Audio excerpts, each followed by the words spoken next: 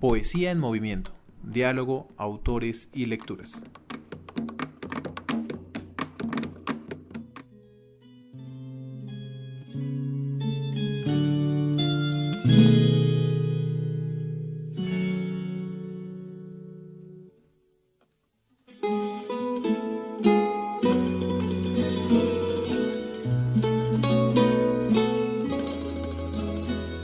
Bienvenidos al tercero de una serie de 4 podcasts en torno a la poesía colombiana. Durante estos podcasts propondremos una exploración de la obra de 4 poetas colombianos que son protagonistas de la serie editorial de poesía del Instituto Caro y Cuervo.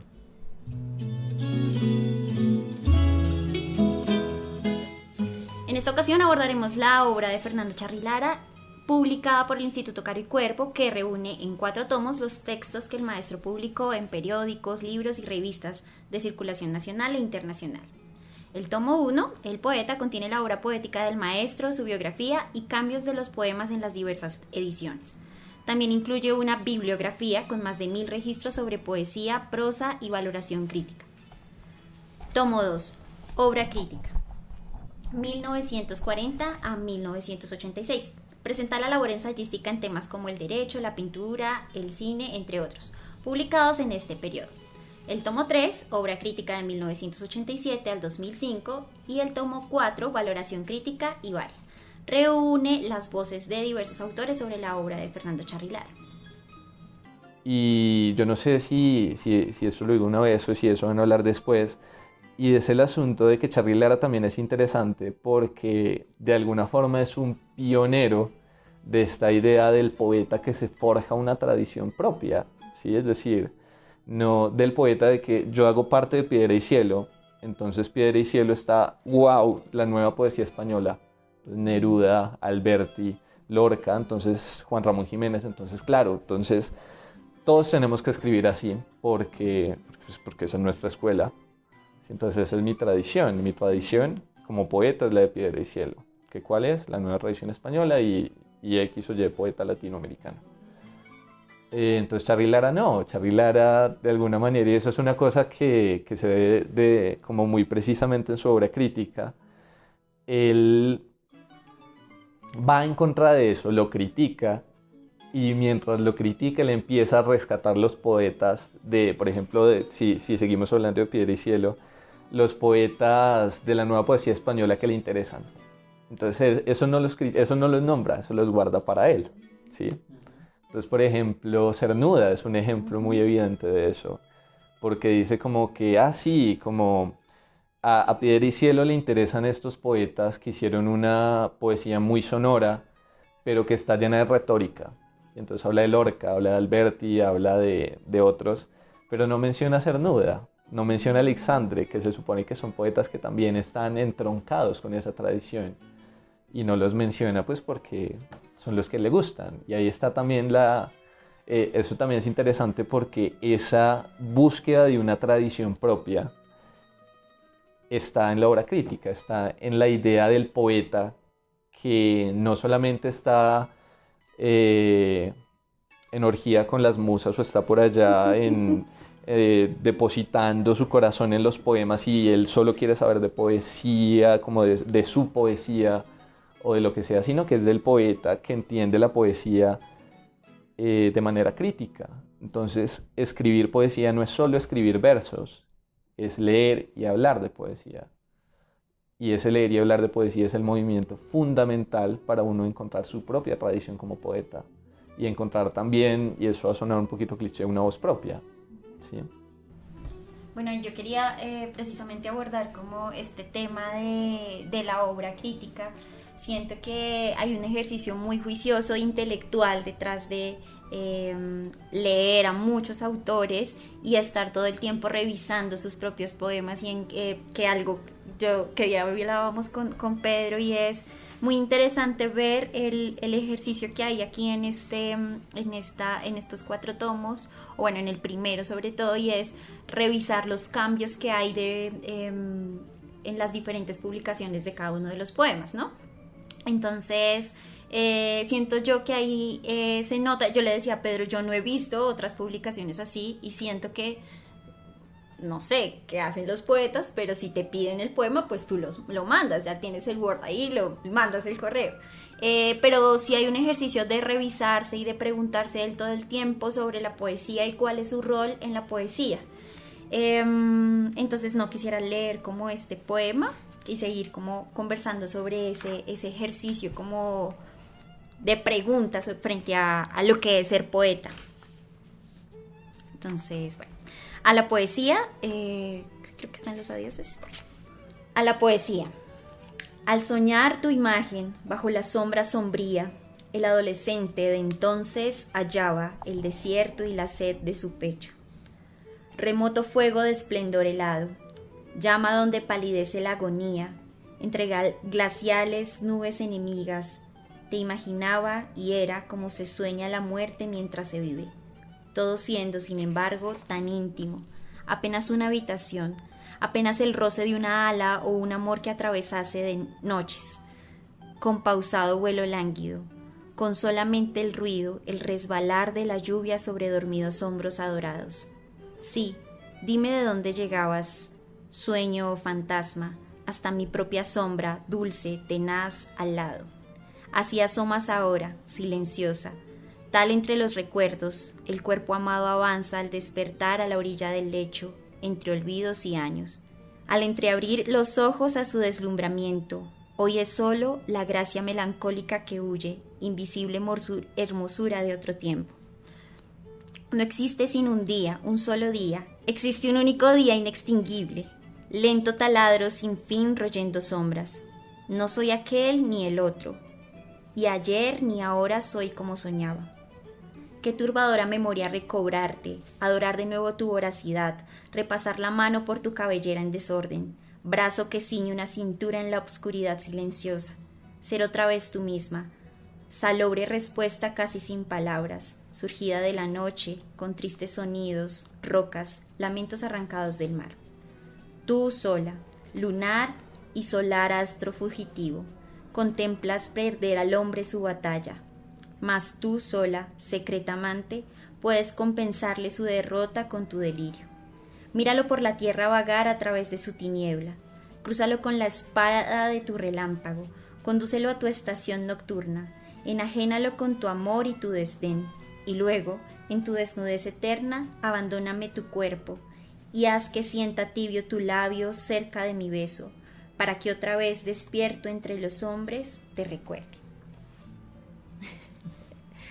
Bueno, a mí me parece que en este poema y en muchos otros hay una pregunta sobre cuál es ese ejercicio de ser poeta, ¿no? Y en mucho de su obra crítica también está como preguntándole a la obra cuál es el ejercicio de la poesía en Colombia. Bueno, es interesante porque en este poema hay una cosa que es persistente en la poesía de Charly Lara, y es el vínculo entre la poesía y la noche, entre la poesía y el sueño, ¿sí? Que es como la idea de que la noche es el espacio de la poesía. Entonces, si quisiéramos vincular eso, por ejemplo, con la discusión que teníamos ahorita sobre poesía y poder, antes la poesía era era el asunto del mediodía, es decir, antes la poesía era asunto de horario de oficina, ¿sí? Ahora la poesía es nocturna, ¿sí? Y al ser nocturna es mucho más íntima, ¿sí? Es una poesía mucho más mía, de yo en la noche, solo, como en la ciudad, sí, porque además Charly Lara también es un poeta de la ciudad. Todo el mundo lee Llanura de Tuluá, pero Llanura de Tuluá es un poema un poco excepcional en la obra de Charly Lara. Decía, yo me acuerdo que alguna vez le escuché a Johnny Martínez decir que Llanura de Tuluá era el Mis ojos lloran por ti de Fernando Charly Lara. Pero pues sí, es decir, está la idea de la poesía como algo íntimo y como algo con lo que el poeta se enfrenta solo.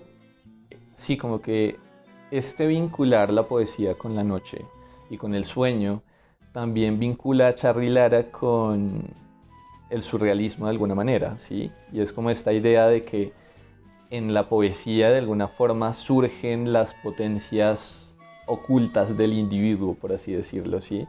Así como en el sueño surgen las potencias ocultas del inconsciente, en la poesía también ocurre eso, ¿sí?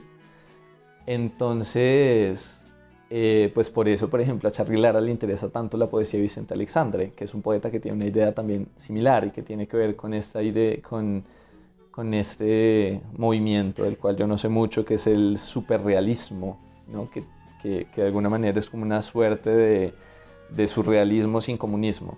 Pero sí, digamos que en ese sentido quisiera hacer énfasis en que vincular la poesía con la noche, en el caso de Charly Lara, es también hacer de la poesía un ejercicio personal, ¿sí? Entonces, por ejemplo, a Charly Lara no le interesa tanto la poesía que dice cosas o que busca decir cosas, sino que, por ejemplo, y eso se puede ver en el poema que tú leíste, terminan siendo poemas que son encadenamiento de imágenes, ¿sí? Entonces, digamos que no existe aunque de todas maneras sí un poco, pues porque al final como que Charly Lara tampoco es que sea el poeta más experimental que haya, pero sí existe esta idea de ir encadenando la pura imagen, ¿sí? De alguna manera de sacarle el cuerpo a ser elocuente, de sacarle el cuerpo a querer decir cosas, sino tratar de depositar a través de la imagen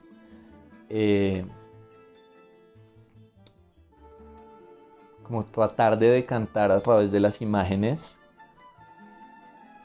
la experiencia de la poesía, y esa es una experiencia personal, esa es una experiencia nocturna, casi onírica. Hay un tema que me parece interesante, que es una de esas tensiones que yo había pensado un poco, y es, claro, es un poeta que se acerca a la idea de este intimismo y de esta cercanía al surrealismo, pero un poco pensando en lo que decía Paula, también es un artesano, ¿no? Es un artesano que corrige y corrige y corrige, que es bien interesante porque, claro, uno pensaría en el ejercicio de una postura surrealista, la poesía podría salir, ¿no? Como esta idea de la escritura automática y estas cosas, pero Charly Lara no se va hasta ese extremo. Charly Lara corrige. Pensaba yo en cuando Paula hablaba un poco de estas ediciones en donde aparece que después el poema tiene cierta corrección. Pensaba en un cierto parecido a lo que pasó con Borges con Fervor de Buenos Aires, ¿no? Y es que uno no consigue los poemas de Fervor de Buenos Aires tal como se publicaron en un comienzo, porque Borges se encargó de que nadie los conociera porque no quería que nadie conociera eso. Es decir, activamente ese libro y Inquisiciones, la primera edición de Inquisiciones, decía Borges que activamente iba por Buenos Aires buscándolo en cada librería para comprarlo y quemarlo. Decir, yo no creo que Charly Lara tenga esa intención, pero sí entiendo como la idea del poeta que madura, por así decirlo, que en Charly Lara también esa idea de madurar como poeta tiene que ver con leer, por supuesto. Y entonces sí, es el poeta que madura y revisa, ¿sí? Y, y yo creo que eso también como que arroja luces sobre cómo Charly Lara tampoco le interesa como el exceso romántico, ¿sí? Es decir, como a Charly Lara tampoco le interesa el arrebato del poeta que sencillamente se entrega a las pasiones y empieza a escribir, a escribir, a escribir y no corrige, porque entonces corregir y cualquier raciocinio sobre su poesía es una traición a su poesía y a su musa. No, es decir, como que Charly Lara entiende la poesía como un trabajo también, ¿sí? Es decir, es un trabajo de revisar, de madurar y de dejar de cantar el poema, ¿sí? En ese sentido, Charly Lara es como muy interesante porque dice que sí, que a él sí le interesa una poesía romántica, ¿sí? Pero no es una poesía romántica como uno la entendería así como entendiendo la palabra en su sentido común, ¿sí? Como la palabra ya manida de lo romántico, ¿no? El sentido ya manido de lo romántico. Sino una poesía romántica es una poesía como casi que del corazón, y en ese sentido Charly Lara sí es como muy, muy intimista. Entonces él, por ejemplo, va en contra y escribe en contra de esta idea de la poesía pura, ¿sí? Entonces va en contra de esta idea de la poesía despersonalizada. Entonces es curioso porque el joven Charlie Lara lee a Eliot, que es el poeta de la despersonalización, y él tiene este ensayo sobre la poesía y el talento individual y sobre cómo entre mejor el poeta, más distante están el hombre que sufre del hombre que crea, ¿sí? Charlie Lara es muy curioso porque él es muy eliotiano, él le interesa mucho esa perspectiva de Eliot, a él le encanta esa idea de Eliot del poeta que es crítico y que busca su tradición, como ya había dicho. Pero él coge esto y dice como bueno, sí, Eliot dice esto, pero nosotros lo podemos entender de esta manera, ¿sí? Nosotros podemos llevarlo, por ejemplo, al campo de que es necesario que vayamos decantando y perfeccionando nuestras propias emociones, ¿sí? Entonces, por ejemplo, esa es una lectura curiosa que hace Charly Lara de esa tradición de la despersonalización, por así decirlo, ese concepto de despersonalización. Pero digamos que esta poesía, así a lo Mallarmé, que es la poesía que también busca romper con todo, busca romper con el yo poético, incluso busca hacer una poesía hermética, esa poesía a Charly Lara no le interesa. A Charly Lara le interesa la poesía, ahí sí como expresión de las pasiones y de las potencias interiores, pero esa expresión no tiene por qué ser desbocada, esa expresión no tiene por qué ser automática, sino que esa expresión también se trabaja, esa expresión también se decanta, también se agudiza, también se perfecciona y se perfecciona a través de la lectura y del diálogo con los otros poetas. Entonces eso es interesante y en ese sentido Charly Lara como poeta es una figura como bien sui generis. Sí, es curioso porque él hace mucho énfasis en esta idea de que le interesa una poesía romántica en el buen sentido, ¿sí? Es decir, una poesía casi que uno podría decir una poesía sincera, ¿sí? Entonces eso es una cosa como interesante porque también esa concepción de la poesía lleva a que uno no es poeta, porque quiera, sino como decía Rilke, sino que casi que porque uno tiene la necesidad de escribir, ¿sí? Entonces,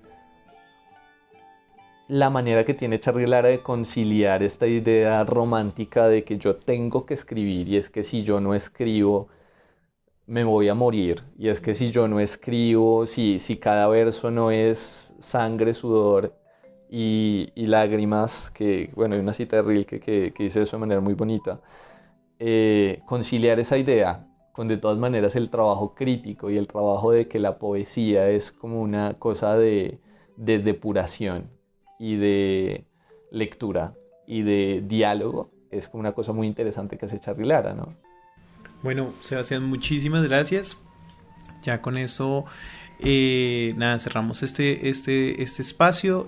Agradecemos a todos los que nos escuchan y les recordamos que este podcast es realizado en el marco de un convenio entre el Instituto Caro y Cuervo y Funda Lectura para dar a conocer la línea editorial de El Caro y Cuervo en poesía y pues la colección Fernando Charly Lara que pues pronto podrán ustedes conocer. Muchas gracias a todos, gracias Paula, gracias Sebastián por estar en este espacio. No, gracias a ustedes por la invitación.